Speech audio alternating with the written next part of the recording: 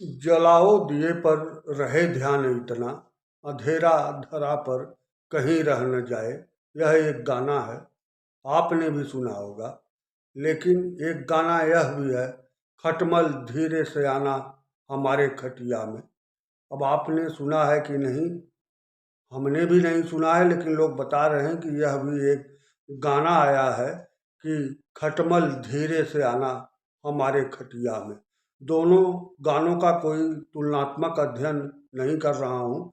दोनों गानों का इसलिए मैंने उल्लेख किया कि समय के साथ गाने, समाज, त्योहार, सब चीज़ बदलते हैं। रहन सहन, उठना बैठना, बोलना, सारे चीज़ बदलते हैं।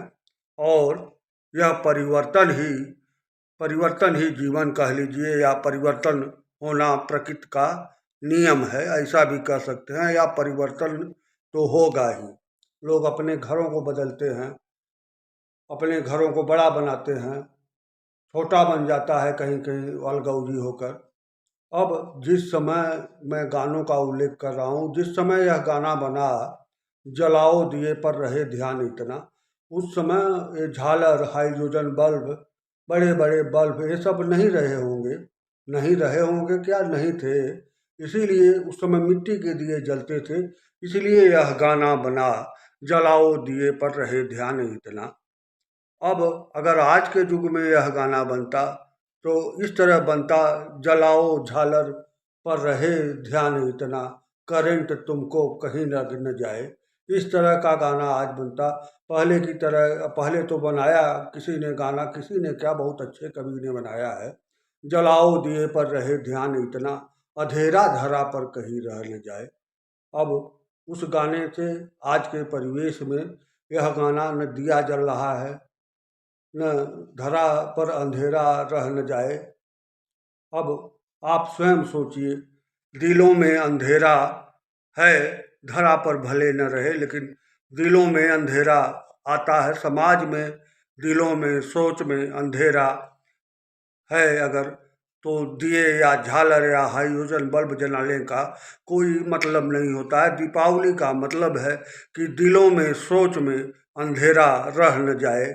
इसका ध्यान रखते हुए दीपावली पर्व हम आप मनाएं तो अति अच्छा, अति समाज के लिए अच्छा, अति अच्छा होता। लेकिन अब दूसरा गाना है, खटमल धीरे धीरे आना हमारे खटिया में। अब यह गाना सोचिए, अब न खटिया तो हमें नहीं लगता कि अब कहीं होगा। गाना अब बना है लेकिन अब खटिया गायब हो रहा है। अब तो लोग तख्त कह लीजिए, वो पलंग कह लीजिए, वो लेवा, वो अलग अलग चारपाइयाँ भी आ गई हैं। अब खटिया जिस जो गांव में बनता था बांस के, या उसके जो पावा बनाकर बनाया जाता था, जिसमें सन के सुतरी से जो बीना जाता था, उसको खटिया कहते थे। उसी में खटमल भी ज़्यादा पढ़ते थे। हालांकि खटमल तो तख्ते में भी पढ़ जाते हैं, लेकिन खटमल ज़्यादा उसी खटिया में पढ़ते थे। और इसीलिए ये गाना बनाया गया है। खटमल को आमंत्रित कर रहा है कोई कोई, या जो भी गायिका है, गायिका है, वो आमंत्रित कर रही है कि धीरे धीरे आओ हमारे खटिया में। खटमल हालांकि ऐसा जीव नहीं है जिसको पाला जाए। खटमल शरीर के लिए बड़ा नुकसानदेह है, उससे रोग भी पैदा होता है। और खटमल काटता है तो कोई अच्छी अनुभूति नहीं होती। फिर भी गाने में खटमल को कोई कोई गायिका या कोई प्रेयसी बुला रही है कि धीरे धीरे आना खटमल जी मेरे खटिए में। दीपावली पर इस चीज़ का उल्लेख इसलिए कर रहा हूँ कि लोग दिए दिए की बात करते हैं, मिट्टी के बने दिए की, तो खटिया की भी बात होना चाहिए।